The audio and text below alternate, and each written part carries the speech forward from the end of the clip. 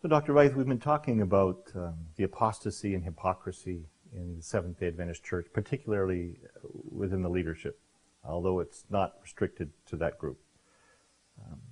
I wanted to ask, should we be surprised by this phenomenon in our worldwide church? No, because it's prophetic and it's historic. I don't think we should be surprised, but we should lament it. We should be saddened by it. But my own personal experience, even if I come to areas where I believe it's particularly bad, I always find a shining light here and there at every level. So God has not forsaken His church, and there are 7,000 that have not bowed the knee. And they're spread all over the place. So God has His people. So, if it's fulfillment of prophecy, although we may lament this atrocious condition of the church, we should still seek some peace in the reality that is taking us closer to Jesus' advent. I think we are on the very threshold of the final events. And I think the shaking will come soon, and then the latter rain will fall. We might have a spattering or a drop here, but we won't have an outpouring until that has happened. And then we'll go home. Matthew 18 tells us and guides us, instructs us on how to deal with controversy with a brother in the church. Even a pastor in a church who may be causing pain or suffering or doing things that are not judged to be wrong, but known to be wrong because of the Word. Yes. Is Matthew 18 the only part of the Bible that gives us such instruction on how to deal with that onerous situation? I think the Bible is replete with examples of how to deal with crises within the church. Throughout the Old Testament we have many, many cases. And I always like what Moses said. Blot me from the book of life, yet let them live. That's a very Christ-like spirit. And it's not one that comes naturally. And the Bible says he was the most humblest of men. And it's an example to emulate. I mean, in my own life, I've had many occasions to really feel affronted and to feel justified in having righteous indignation. But I've learned that over time, the only way to do it is let the truth do the cutting. And I've asked the Lord to take animosity out of my system. And it's a battle, but then Christianity is a battle and a march. And what surprises me at the moment, in spite of what I see, I can focus on the thorns, and in spite of what I see in the church, all the negatives and all the thorny issues, I feel that there is an awareness of the times we are living in. And I see people beginning to wake up and look up. And there is a new wind that is beginning to blow in the church. And it's encouraging. So it depends where we put our focus. You talked earlier about and reinforced the need to focus on Jesus first. Yes. And that's a growing experience, and you acquire that with God's blessings over time. But as the bumper sticker said, be patient with me because God's not finished yet. None of us are perfect. We all fall short. He won't be finished until He comes. Exactly. And so recognizing that all of us are flawed, in that flawed condition, that certainly can't be used as justification not to focus on issues that are causing disruption or destruction within the church, or for that matter, destruction or erosion of your own personal spiritual experience. Is it? It's such a difficult issue. What do you do, for example, if an entire church changes direction and opens the doors to a totally new religious experience, totally contrary to everything that you stand for? And it's happening. And it has happened all over the world. One day you have a normal, good old-fashioned reverent worship system, and the next day you have a celebration church or coffee shop church or whatever. Not that there's something wrong with having a conversational church, but isn't church about worship? And if you want to have a conversation, why not have that at home? Why bring the conversation atmosphere into the church? That's how people will feel. And if you feel suddenly that your entire worship experience has been eroded away, then what do? Then the only thing you can do is go and find a place where you feel happy or welcome. But that is the extreme. What we have more often is a sort of quarter way, halfway compromise situation, and everybody is really unhappy in the church. But there's a fascinating statement in the Spirit of Prophecy which says, God allows apostasy within the church to sift the members. Now, do we want to be sifted out, or do we want to remain in after the sifting process? That is the question we have to ask ourselves.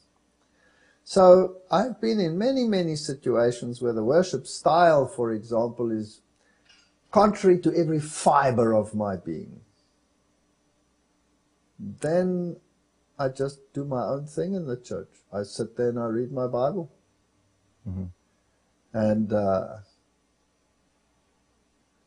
it might be a little bit offensive even to some that I'm sitting and reading my Bible, but there's nothing else to do, right? So yes, it's a tricky situation, and how do we deal with it? We must be clever as serpents and gentle as doves. However hard that may be for some of us. It's very hard, very hard, yes. Especially if you have a German temperament, such as I have.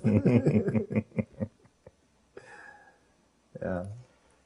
I think it speaks to the issue of betrayal in my personal experience. What is that personal experience? I haven't been inside a sanctuary service of the Adventist Church for 2 years, by choice. That's very sad. It's very sad.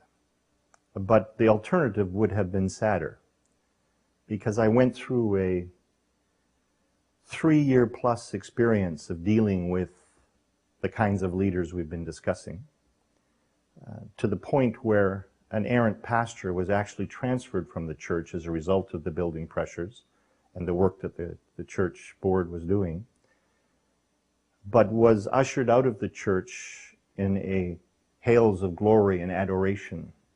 And there was an unwillingness to acknowledge the truth that this person was dishonest, was breaking the commandments, and was teaching error, and a whole litany of issues. Yeah.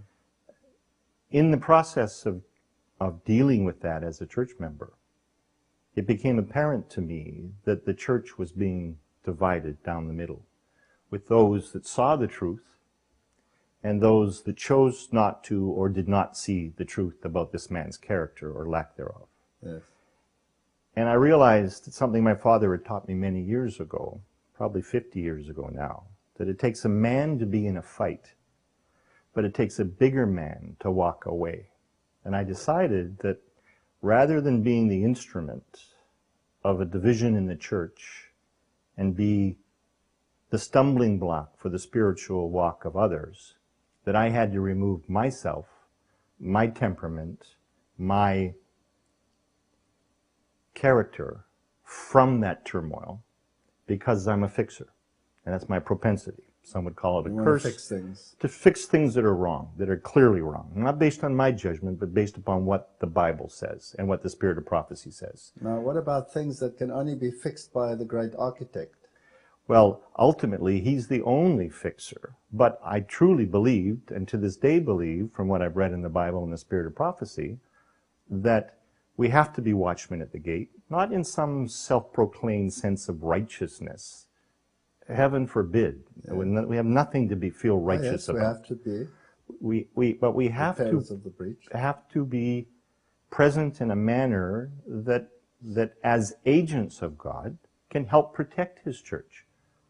But why would you permit an incident such as that, where the other party, as you say, was removed because the party was clearly in transgression of what was right and what was justice? Why would you permit an incident like that to remove you? Good question. First of all, it wasn't one incident.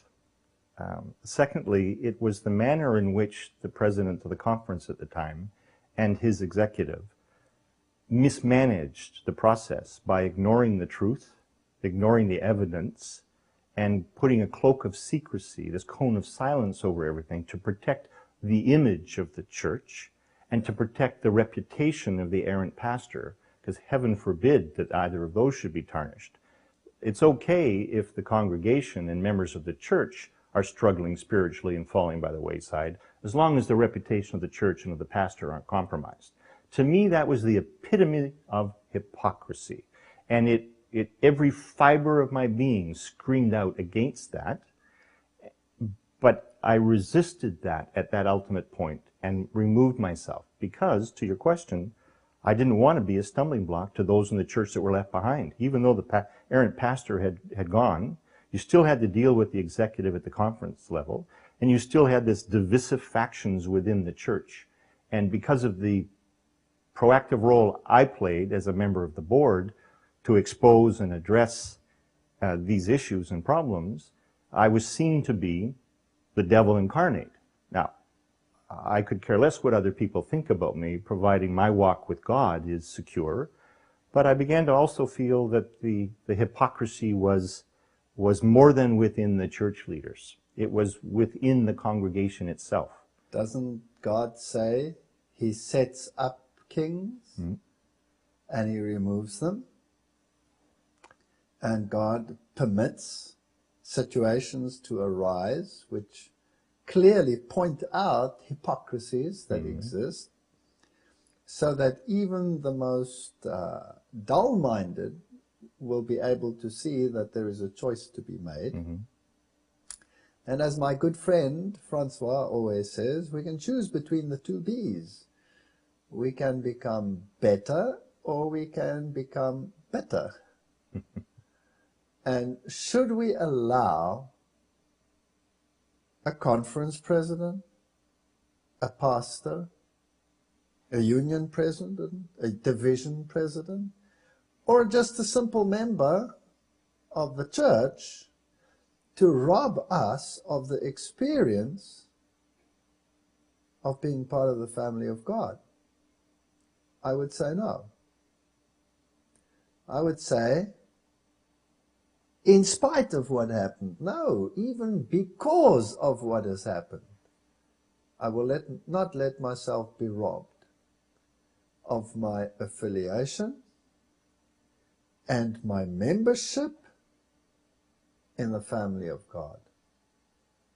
Because we have wayward brothers and wayward sisters, do I distantiate myself or deny my affiliation to my earthly family?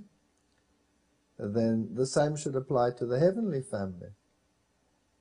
But the affiliation should be with Christ first, not with Always the church with and the Christ church first. members. I don't go to church because of the members very often. I often go to church in spite of them. Yeah. And, you know, if you feel that what you have done is out of the right reasons, is noble, and you felt that you wanted to help the church to cleanse itself, to be the bride that it could be, then you have nothing to be ashamed of. I agree with you, and I am not ashamed of anything that I did, because I did it with prayerful guidance and the best of my ability, consistent with the spirit of prophecy and the Bible. But to your point about the experience of the church, it's one of the reasons I was interested in probing with you the Seventh-day Adventist Church and the Remnant Church, and how do we truly know? Because my faith in the institution of the Seventh-day Adventist Church has been seriously rocked and compromised, to the point I elected to remove myself for 2 years. Yeah. I'm still a member, but to be honest, there have been a number of times where I've seriously considered severing my membership with the church because of that experience. To the point of the experience, I don't go to church, never went to church to be happy. We know about the crucible and the suffering that we all, and the crosses we all have to bear. That's fine, that's understood. But surely in the church experience, if you're in the right place, with the right frame of mind and frame of heart, even if you're unhappy, you should be experiencing joy. And because of the betrayal of my church pastor at the time, elders, the church leaders up to the conference president, betrayal by family members related to family issues, that whole series of betrayal led me to a place where I didn't have joy in my heart. And I, on a point of hypocrisy, I did not want to sit in a pew and play church with a beautiful smile on my face that was lying about what was inside, which was this whole cold lump without joy. A lack of connection to Jesus, and that's my issue and my problem between Jesus and I. But I could not use the Seventh-day Adventist Church environment or institution, particularly with the divisive factions as a result of the pastoral removal.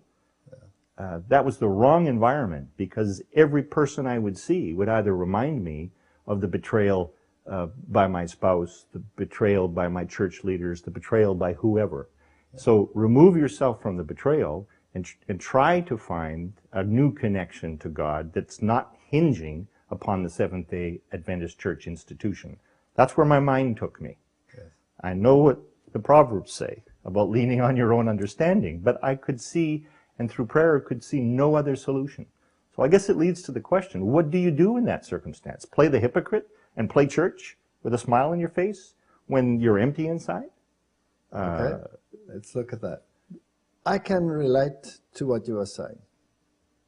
I understand your reasons. But spiritually speaking, I believe they're still flawed. Samuel was placed in the most unfavorable circumstances. He grew up with a high priest who was anything but a good example.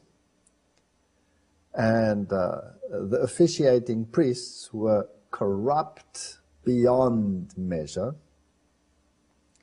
And they were removed. God said, I will remove them. And they were removed. And Samuel grew in stature with God in spite of the circumstances.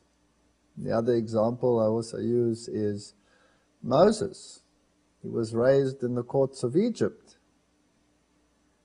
Amidst all the apostasy that was there, and his own people weren't exactly shining lights and doing what was right at that stage either. And yet, God took him eventually through the wilderness experience, and he learned what it was to walk with God.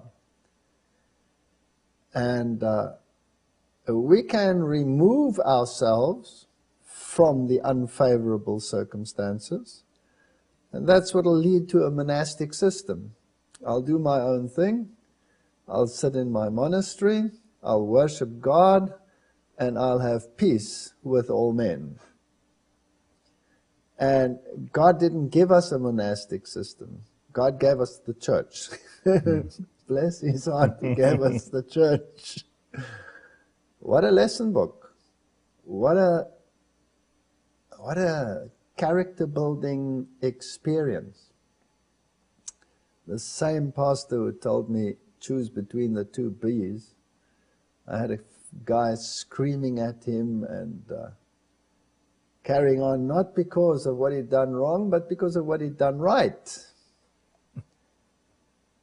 And he just looked at him and he shook his head. And you know, you just meet people like that sometimes on this planet.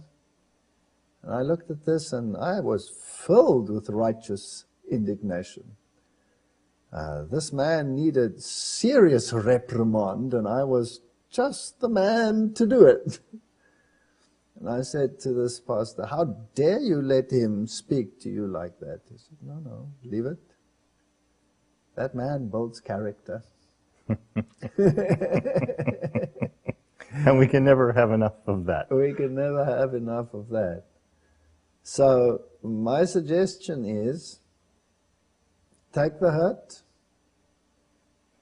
leave it at the foot of the cross, go to the church, and instead of looking at the hypocrisy, look who can benefit by your presence, who can you help, who can you uplift, and work from there. And then watch in the providence of God how he will change circumstances. If we all decided to withdraw, what would remain in the church in the end? There would be nothing left. If you are a man who feels you want to stand for what is right, you do not want to have hypocrisy in the church, you want to have standards that should be emulated or that people couldn't look up to, and everybody of like mind were to withdraw from the church because they cannot find it in there, well, then you'll find it even less. My advice is go back. Get the glue. Go back, get the glue. Yes. It's hard, I know. But remember another little definition. And that is, justification is laying man's glory in the dust.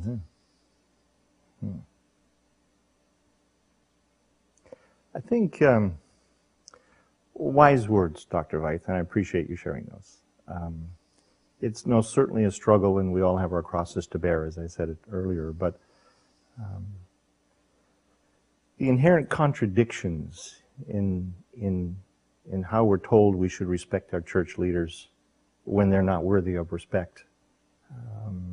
Those types of things are major stumbling blocks, certainly for me. I can't respect the pastor that lies outright. Paul said, "You whitewashed wall." And someone walked up to him and said, "How dare you speak to the high priest like that?" And Paul says, "I apologize. I did not know that it was the high priest, for it is written, thou shalt not speak evil of the leaders of thy people." But by definition, he was a leader of the people and he was a whitewashed wall. I mean, Paul summed it up beautifully.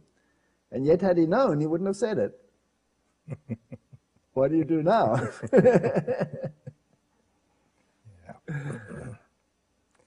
I think that my experience in the church is not unique. The circumstances may have been, but there are a lot of Adventists that are suffering. I've just been in one of the poorest countries of the world and spoken to 7,000 people who have been alienated from the church.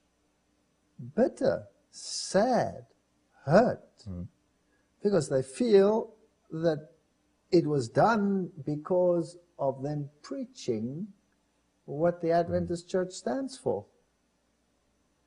And, you always have to have two sides of a story, of course, and I didn't get two sides of the story in its fullness, but some of the elders of the official churches came to me and said to me, how do we get this message into the official church because we don't have it anymore? Now that's quite eye-opening when you speak to thousands and they're all in that situation. You are a member here, and there's a member there, and there's a member there. I would make an appeal, if I can use this forum of a discussion between you and me, and we didn't plan anything before, this is purely spontaneous. I would make an appeal to the leadership of the Seventh-day Adventist Church to ask itself the question, can we live with the alienation that has taken place within our ranks? Is there anything that we can do to welcome those back who really love the truth and want to stand for it? And I would like to make an appeal on those who have been disenfranchised and have been removed to lay anything that is not absolutely in line with the issues of salvation to one side, pet theories, whatever it is, lifestyle. These are things which God works with individually. Lay them aside and let's see how close we can get. And there will be always issues which divide absolutely, because they're issues of clear-cut rights and wrongs, where there is no compromise that is possible. I'm not talking about a compromise. I don't believe in a compromise with error, but I do believe, and I've started to believe, in a compromise in terms of shutting your mouth on issues that are not absolutely essential for salvation. And see if we can fix this church from inside. Well, I would hope and pray that the leaders of the church and those that have been disenfranchised would hear the appeal and would respond to it favorably. That would be nice, wouldn't it? Unfortunately, in terms of my experience, and I hope I'm wrong, but I don't have a lot of faith that the leaders of the church will respond. I look at books like Samuel Corintang Pippin's Must We Be Silent, and the issues that he explores with such incredible insight. And his final admonitions are similar to yours. Stay to the church, respect your leaders, follow the Bible, grow your connection with God. Those truisms are well known by many of us. Yes. But one read of one chapter of that book alone gives you a tip of the iceberg of the fundamental issues within the leadership of our church. I've sat in the committees. And I've sat in high-ranking committees, I mean at the highest level. And I know what is said. But let me give you an encouragement. I've sat in committees where pastors would break out in tears, literally, as a consequence of some of the blatant apostasies that were put forward as commendable. And looking at the groupings that took place and the numbers, I would say that those who believe it is written just as it is written were vastly outnumbered. And yet when it came to a vote, God's truth stood. It's like your mouth starts hanging open and you say, how exactly did that happen? And the only conclusion I can come to is God is still in control of this church. And He's the captain of the helm, and He will see this ship through. And there will be a terrible shudder and a terrible shaking. But God forbid that we throw the Manasseh overboard before he converts.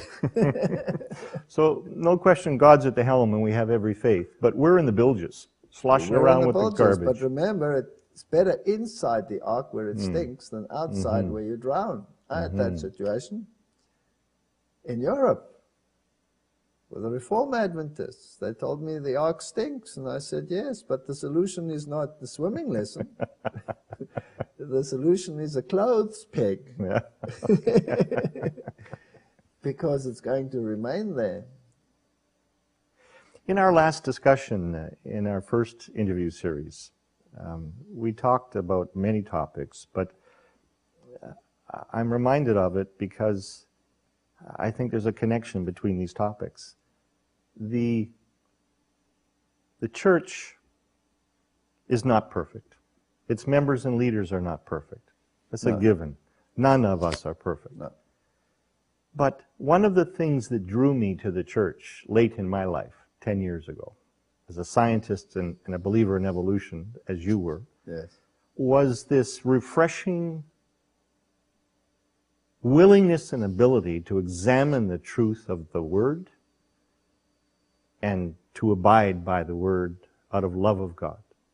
The obedience born from love. Yes. And the willingness to study and explore the spirit of prophecy and the Bible line by line, verse by verse, and the incredible truths that it unveiled. A wondrous intellectual experience for me, and that was how God drew me to the church. Yes. However, in my experience over the last 5 years, on the issue of adultery and divorce, where I was the victim, I had a pastor in one of the churches in the Lower Mainland that actually said that the errant parties should be rebaptized and remarried, even though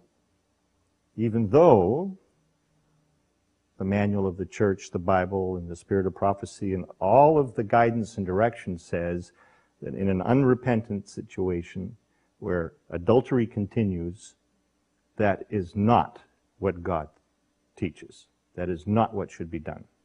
And so trying to reconcile that statement by a pastor with my current situation, and believe me, because of that betrayal in the family, I studied it intensely. I approached the pastor and asked him to explain and help me understand what I was missing, because that's not what I read in these authorities. And without going into the detail, the responses were less than satisfying because A, they were not consistent with what the Bible said, and they were more situational ethics to create an opportunity to get wayward members of the church back into the church, even though they may not be repenting, they may still be committing adultery. That led me to arrange for a session with conference leaders and this pastor so that we could discuss it.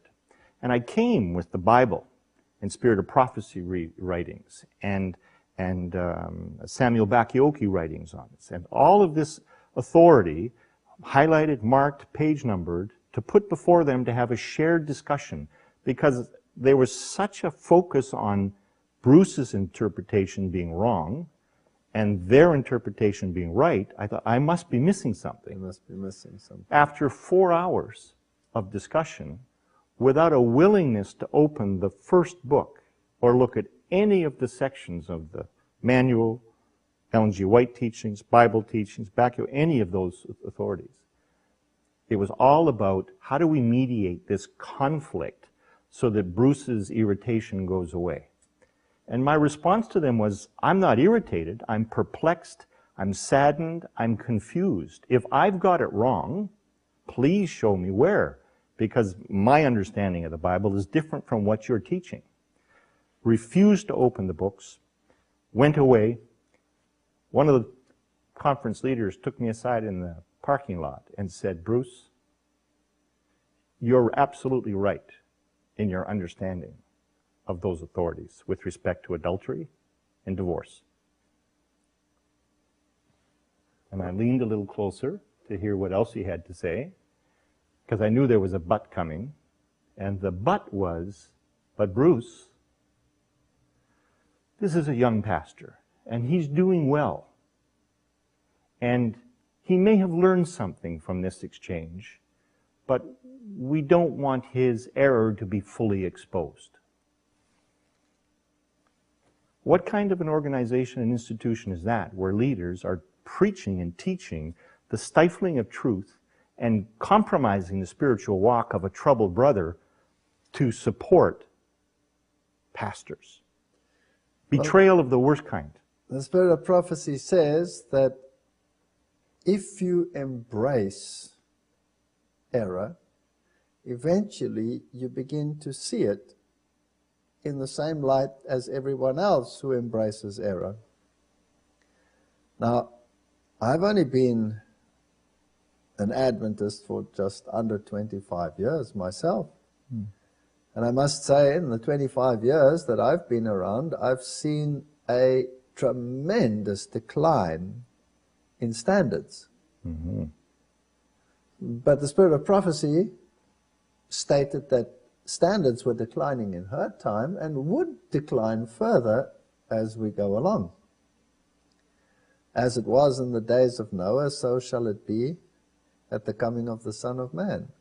Standards at every level, in terms of sexuality, sexual preferences, marriage and divorce. Name any one of those issues. Have we not become more and more tolerant because the world has become more and more tolerant? In fact, the world hasn't only become more tolerant, it's leaning over to the other side where it would prefer to legislate the non-tolerant position or the tolerant position, to the detriment of those who are actually in the right. So those who are in the right are the ones who become criminalized, and those who are in the wrong have the legislative halls in their support. Isn't that the world we live in? And a church that gives up standards ends up on that slippery road. That's why people get up and they write books like Must We Be Silent? And that is the spirit of the world that is leavening the churches. Now, it's true, I've sat on divorce committees, marriage and divorce committees, and some of the issues that you deal with there on a daily basis are very complex. And where do you draw the line as to what is right? And some of them are absolutely crystal clear. Like, I assume your case, from what I've gleaned, is pretty crystal clear. And if it is crystal clear, you would hope to have, the right stand. But this spirit of compromise is everywhere in the world. And it's also in the church. And it's one of the signs of the fast coming, of the events of the end. Because that was the same spirit that leavened ancient Israel just before the destruction of Jerusalem. So yes, if I can apologize on behalf of my church, no, but seriously, because we have this spirit of tolerance and not calling sin by its right name, and not having sin appear exceedingly sinful. Now, there's a very fine line in terms of how you deal with the issues of sin. Here was the woman, she was caught in adultery in the very act. And yet Jesus said, neither do I condemn you. But because he saw a heart, he saw a repentant heart. And he placed her under grace and he sent her back to the law. Go and sin no more. So our attitude must be the attitude of Christ. But sin is exceedingly sinful. And if you cling to sin, then you have no option but to be destroyed with it, because our God is a consuming fire, and he will destroy sin. So if you cling to it, you will be destroyed with it. I always marvel at how the world says, when you are bad, you go to the hot place, and when you are good, you go to the cool place. No, it's the other way around. Satan was walking amidst the fiery stones. I saw, as it were, a sea of glass mingled with fire. The three worthies, friends of Daniel, they were thrown into the fiery furnace, but there was no hurt on them. They were in the fire.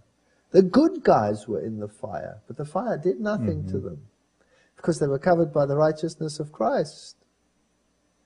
So we will one day stand in the fire, and your consolation, if it is a consolation, is that those who do not make sin exceedingly sinful and choose to remain attached to it will have to be consumed with it one day.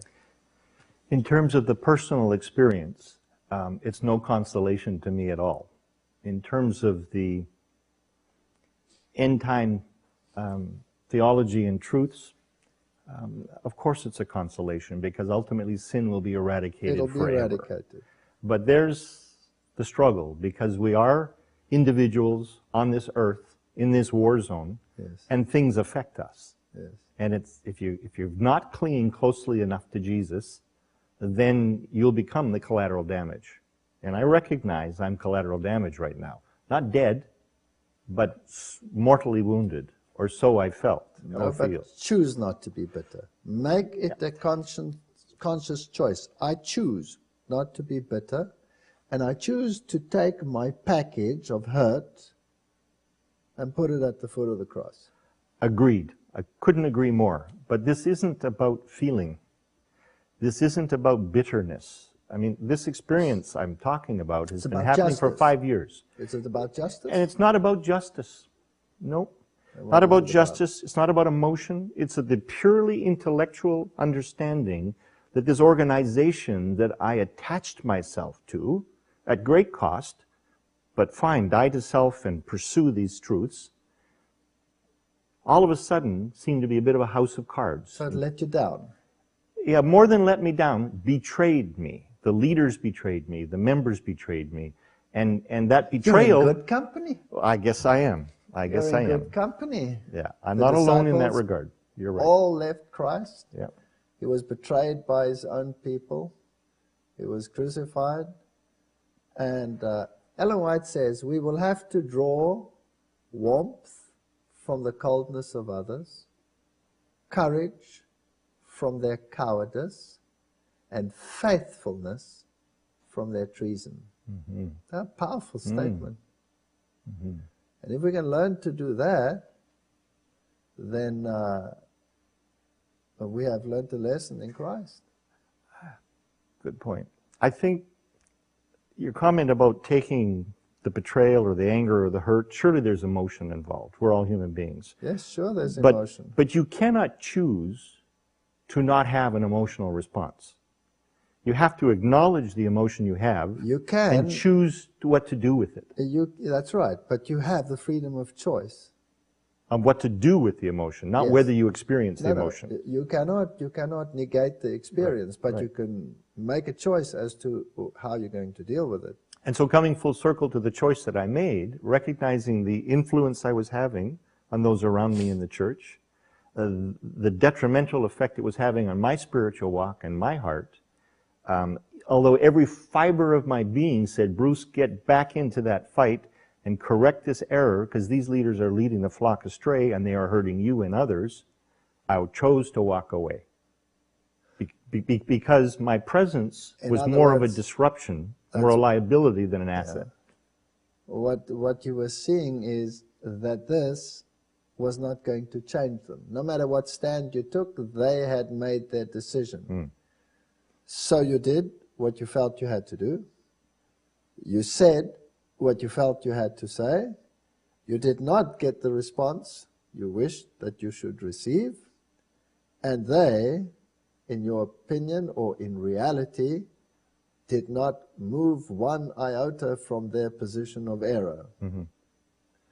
That's the fact of the matter, and you cannot change it, but you did what you could, and you leave the consequences to God. To go and try and force the change in their attitude is a waste of time. Yeah, no, I realized that years ago. You're right. So scratch it out of your book, turn a new page, and say, I'll leave that to God. Agreed. And I'm there. But there's still the matter of the Adventist church and the institution with all of the apostasy, hypocrisy, and intellectual dishonesty. But if it's not there, you're in the wrong church, brother. I say to people, look for a church that's pathetic, that's lukewarm, that doesn't seem to have righteousness. It needs eye salve, it's spiritually blind. And if you found it, then join it.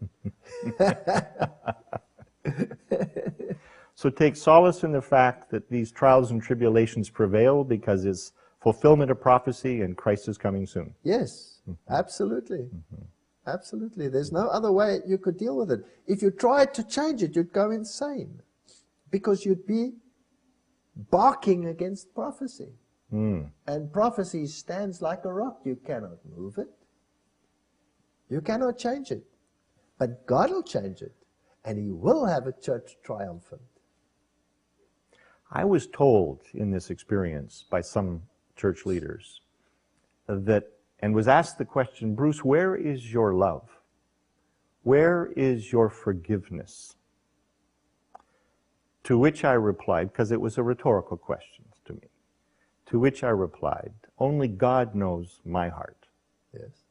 Don't you presume to judge it. But you cannot smother, stifle, hide, secret away these terrible goings-on within the church and the congregation out of some self-proclaimed, self-righteous message of love, and that to do otherwise is not being loving like Christ was. You may not reduce love to a sickly sentimentalism.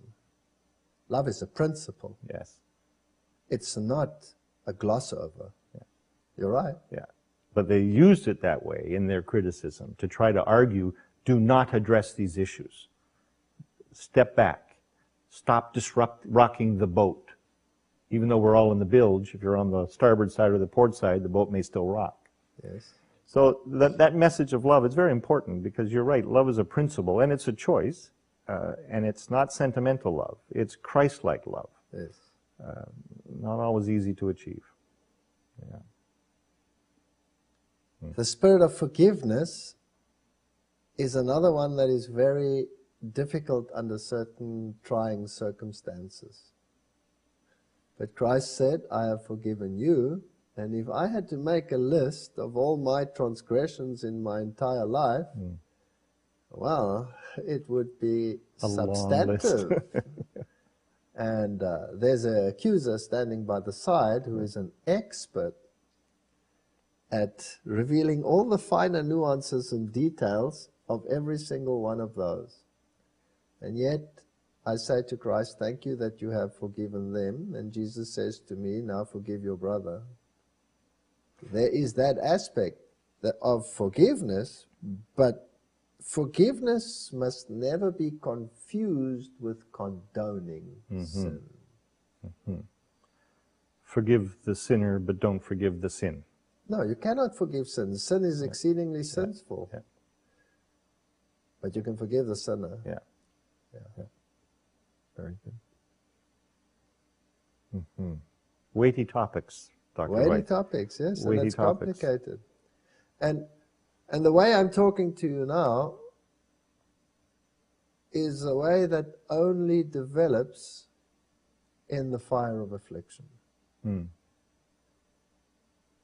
And there was a point in my life when I was also exceedingly bitter.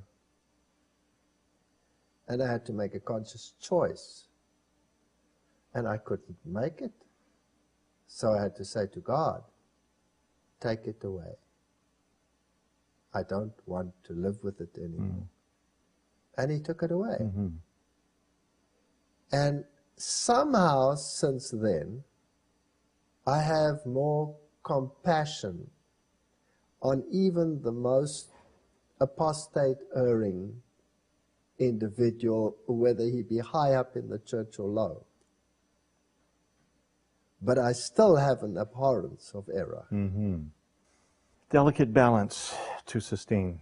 What conclusion do we come to at the end of our meeting? Well, one conclusion I've come to is I look forward to the next opportunity to have a conversation with you, because it's always a pleasure, and I always learn something. So thank you for that. It's a pleasure. Thank you. And may God bless you, and give it another try.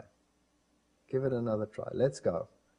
Let's see whether with God's help, all those, not just you, everyone who has been hurt, who has been trampled, who has been alienated, or physically thrown out,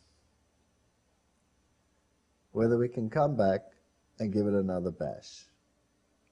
Amen. Thank you. Thank you. Pleasure. God bless.